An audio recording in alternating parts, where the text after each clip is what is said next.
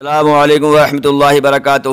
مفتی اعظم نانپارہ بلبل ہند کا ایک ایسا ہم آپ کو کارنامہ اور ان کی ایک ایسی ہیبٹ بیان کریں گے کہ جس ہیبٹ پر عمل کرنے سے، جس عادت پر عمل کرنے سے دین دنیا کی بھلائیاں کامیابی ملتی ہیں، اللہ بھی خوش ہوتا ہے، رسول اللہ صلی اللہ علیہ وسلم بھی راضی ہو جاتے ہیں، دنیا بھی باغ و بہار بن جاتی ہے اور آخرت بھی جنت کا گل گلزار بن جاتی ہے۔ اور دوسری بات یہ ہے کہ آج کل اس ہیبٹ پر، اس عادت پر بہت عمل کم ہو گیا ہے۔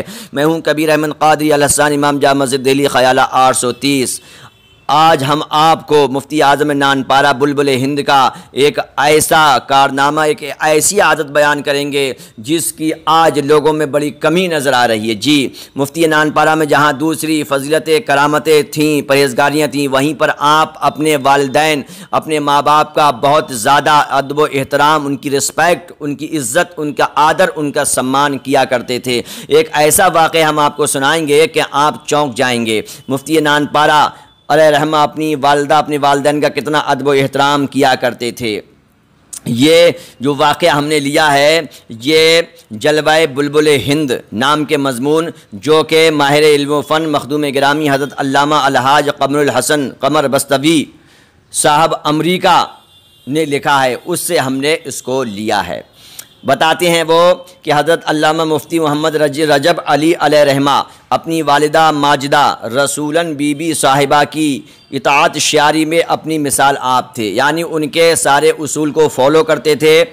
آپ چھوٹے سے چھوٹا اور بڑا سے بڑا کوئی بھی کام اپنی ماں کی اجازت کے بغیر نہیں کیا کرتے تھے۔ جب ماں سے اجازت اور پرمیشن مل جاتی تھی تو کام کرتے تھے، اگر ماں منع کرتی تو آپ وہ اس کام سے باز آ جاتے، چاہے اس میں کچھ نفع ہو، چاہے گھاٹا ہو، چاہے نفع ہو، اور اپنی ضد ہرگز نہیں دکھاتے تھے۔ ایک مرتبہ مفتی اعظم نانپارہ گجرات کے لیے دینی سفر پر نکلے۔ جی، کہاں کے لیے؟ گجرات کے لیے سفر پر نکلے، اور کانپور جب پہنچ چکے تب آپ کو یاد آیا، ارے ماں سے تو اجازت ہی نہیں لی، ماں سے تو اجازت ہی نہیں لی، ماں سے تو پرمیشن ہی نہیں لی۔ تو آپ کہاں جا رہے تھے؟ گجرات۔ پہنچ کہاں گئے؟ کانپور۔ کانپور سے آپ واپس ہو گئے، آپ نے اپنی جرنی کو پسپون کر دیا، آپ نے اپنی یاترا کو استھگت کر دیا، آپ نے اپنے سفر کو ملتوی کر دیا، اور آپ کانپور سے نانپارہ آ گئے۔ تو ہم آپ کو یہ بھی بتا دیں، یہ مت سمجھنا کہ 1-8 کلومیٹر ہوگا مفتی اعظم نانپارہ لوٹ پڑے، نہیں۔ کانپور اور نانپارہ کے ڈسٹینس آپ خود بھی چیک کر سکتے ہیں، میں آپ کو بتائے دیتا ہوں۔ نانپارہ اور کانپور کا جو ڈسٹینس ہے، یعنی دوری ہے، نانپارہ اور کانپور کی جو ڈسٹینس، دوری ہے، جو گیپ ہے، جو مسافت ہے، وہ 255 کلومیٹر۔ جی، 255 کلومیٹر، یا اللہ! اس دور میں سفر کتنا خطرناک اور کٹھن تھا۔ آج تو کچھ نہیں، کوئی بھی گاڑی پکڑ لو کبھی مل جائے گی، مگر اس وقت کتنی مشکل ہوتی تھی۔ 255 کلومیٹر صرف اس لیے آئے تاکہ اماں سے اجازت لے لیں، اپنی ماں سے اجازت لے لیں۔ اللہ اکبر!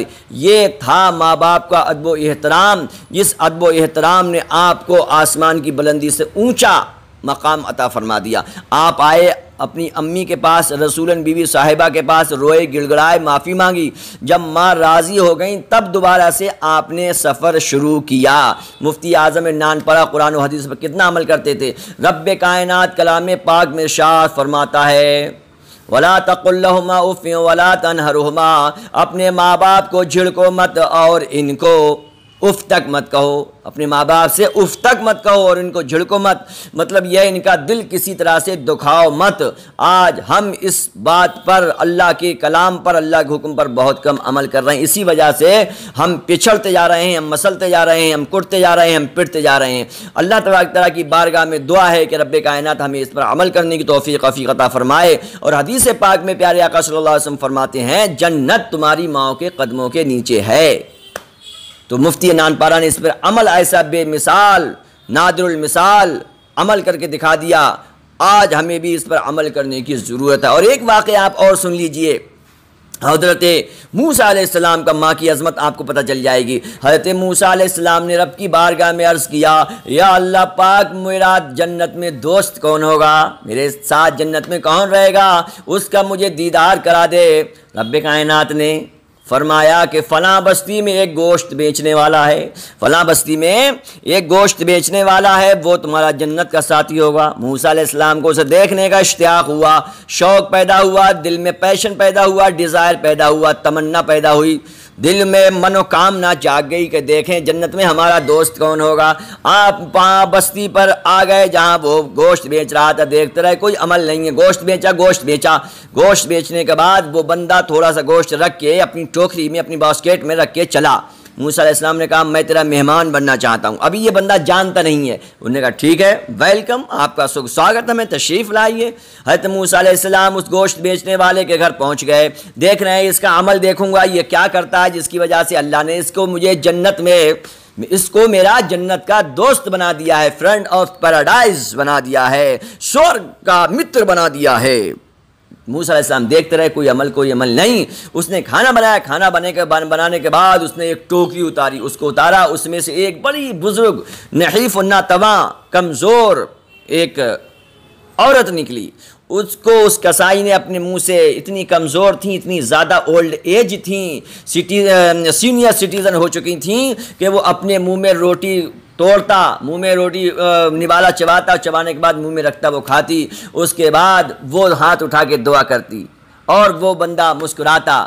حضرت موسیٰ علیہ السلام نے اس کو بلایا کہ بھائی میں اس لیے آیا ہوں، میں اللہ کا نبی ہوں۔ تو اش ہو گیا، وہ تو خوش ہو گیا، کہا اب یہ بتا تو اپنا عمل بتا، تو عمل کون سا کرتا ہے، تو کون سا نیک کام کرتا ہے؟ تو اس بندے نے کہا حضرت میں کوئی زیادہ نیک عمل کام نہیں کرتا ہوں، زیادہ اچھے کام تو نہیں کرتا ہوں۔ تو کہا یہ کون ہے؟ کہا یہ میری ماں ہے، میری والدہ ہے۔ تو کہا تم یہ جب تم نے کھانا کھلا رہے تھے تو کھانا کھلاتے وقت تم مسکرائے کیوں؟ تو کہا حضرت میں روزانہ اپنے ہاتھ سے کھانا اپنی امی کو کھلاتا ہوں، میری ماں اتنی بوڑھی ہو چکی ہے اور یہ میرے لیے ایک دعا کرتی ہے، اس دعا کو میں سن کر مسکراتا ہوں۔ کہا کیا دعا کرتی ہے؟ کہ میری ماں جب کھانا کھا لیتی ہے تو دعا کرتی ہے اللہ میرے بیٹے کو موسیٰ علیہ السلام کے ساتھ جنت عطا فرما۔ تو میں مسکراتا ہوں، یوں ہوں کہ کہاں موسیٰ علیہ السلام کا مرتبہ اور کہاں میں ایک گوشت بیچنے والا، میں کہاں موسیٰ علیہ السلام کے ساتھ جنت میں ایک ساتھ رہ سکتا ہوں۔ موسیٰ علیہ السلام نے مسکرا کے فرمایا دوست تیری دعا، تیری ماں کی دعا قبول ہو چکی ہے، اللہ تعالیٰ نے تیری اس خدمت کو جو تو اپنی ماں کی خدمت کرتا ہے یہ قبول فرما لی ہے، کنگریچولیشن، بدائی ہو، مبارک ہو، تو میرا جنت کا ساتھی ہے۔ تو دیکھا ماں باپ کی عزت و احترام، ان کا ریسپیکٹ، ان کی آدر، ان کا سمان کرنے میں کتنا ثواب ہے، کتنی عظمت ہے۔